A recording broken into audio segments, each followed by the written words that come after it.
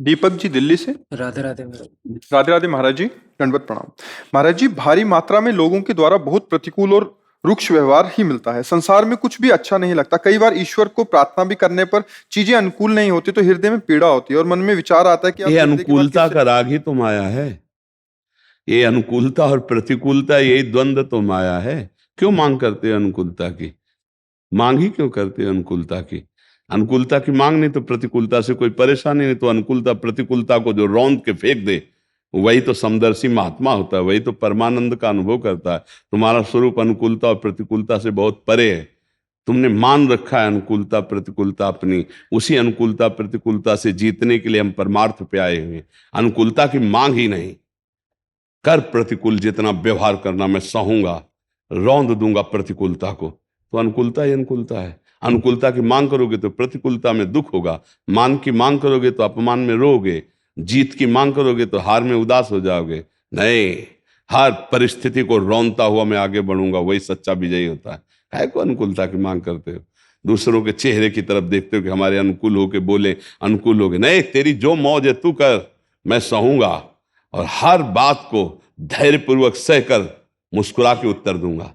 नहीं विचलित होऊंगा, क्योंकि मैं सत्संग करता हूं, नाम जप करता हूं, भगवान का भक्त हूं, मैं संसारी नहीं हूं। तब ये बात बनेगी। अनुकूलता की मांग करोगे तो तुम्हारा मन ही तुम्हारे प्रतिकूल हो जाएगा। बाहर की तो बात जाने दो। नहीं प्रतिकूल हो जाता, फिर क्या करोगे? फिर किसको मारोगे? अपनी जबान दांतों से कट जाए, किसको थप्पड़ जमाओगे? अपना मन अपने प्रतिकूल है, किसको गाली दोगे? ऐसे बाहर प्रतिकूलता को सो क्या चला जाता है? अगर आए हो यहाँ सत्संग सुनने, संत समागम में, तो यह है अध्यात्म। अध्यात्म धारण कर लो, विश्व कोई दुखी ही नहीं कर सकता। तेरा विचार है, तू बोल रहा है, प्रतिकूल बोल रहा है। मेरा विचार है, मैं अपने विचार से तेरी प्रतिकूलता का उत्तर देता हूं मुस्कुरा के। राधे श्याम, चल दिया, क्या फर्क पड़ता है? मस्त वही है जो अध्यात्म से युक्त है। अध्यात्म नहीं तो ये रो, हम उनके प्रति अनुकूल व्यवहार किया, हमारे पास प्रतिकूल व्यवहार करते हैं, हमारी निंदा करते हैं, हमें गाली देते हैं, वो रो बैठ के। और क्या करोगे? ज्यादा दिमाग खराब हुआ, डिप्रेशन में चले जाओ। हमारी बात समझ रहे? आत्मिक बल नहीं है।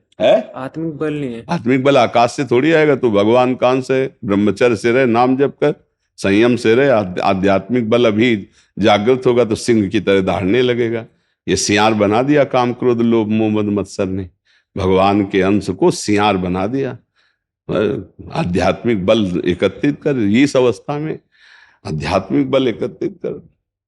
दंड बैठक मार, 2 किलोमीटर दौड़, ब्रह्मचर्य से रहे, नाम जप कर, बुजुर्गों की सेवा कर, मेहनत करके पढ़ाई अगर कर रहा हो तो पढ़ाई करने, जो भी कार्य करे मेहनत से कर, ईमानदारी से। अब ये आनंद आने लगेगा। ये आनंद के लिए मानव जीवन है। ब्रह्मचर्य छीण कर दो, कहां से अध्यात्म बल आएगा? समझ पा रहे हो हमारी बात? अपने जीवन को झांक के देखो। अध्यात्म बल जैसे मटकी में 2-4 छेद हो जाए तो फिर सब पानी धीरे धीरे निकल जाता है।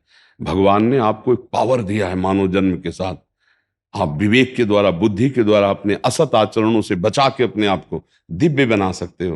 और आप गंदे आचरण करके आप अपने को नीच बना सकते हो, पतित बना सकते हो, आप अपने को अपराधी बना सकते हो। आप क्या बनना चाहते हो वैसे बनो। तो अच्छे आचरण करो, ब्रह्मचर्य रहो। तुम्हारा ब्रह्मचर्य ठीक रहेगा तो तुम्हारी बुद्धि ठीक रहेगी, उत्साह ठीक रहेगा, नाम जप रहेगा तो आपके अंदर आध्यात्मिक बल आ जाएगा। 2 बात अगर संभाल लो तो सब ठीक हो जाए।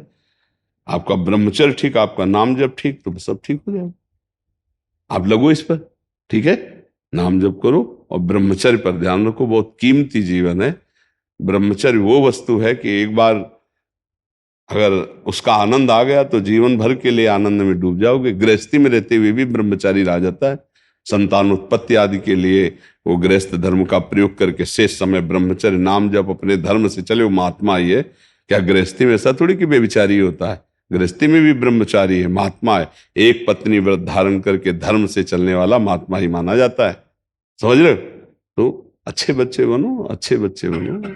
निरुत्साहित नहीं होना, किसी के चेहरे के इसको देख करके हमको प्रसन्न नहीं होना कि तू प्रसन्न तो मैं प्रसन्न, तू अगर हमारा अपमान कर रहा है तो मैं दुखी। ये तो संसारी पुरुष का लक्षण है। वो तेरा विचार है, तू अपमान कर या गाली दे, मैं अपने विचारों के द्वारा सदैव प्रसन्न रहता हूं। देखो, हम कई बार बताया, शरीर रोगी हो जाए लेकिन बुद्धि ना रोगी होने पावे, विचार ना रोगी होने पावे तो कोई फर्क नहीं पड़ता। अपने विचारों को स्वस्थ रखो, कोई परेशानी नहीं। शरीर अस्वस्थ है तो क्या हुआ, प्रारब्ध भोग है, हमारे विचार स्वस्थ हो। अध्यात्म आपको आंतरिक बल प्रदान करता है, अध्यात्म आपको लड़ने की सामर्थ्य देता है, अध्यात्म जीने की उत्तम कला सिखाता है। पर अध्यात्म को धारण करना थोड़ा कठिन है।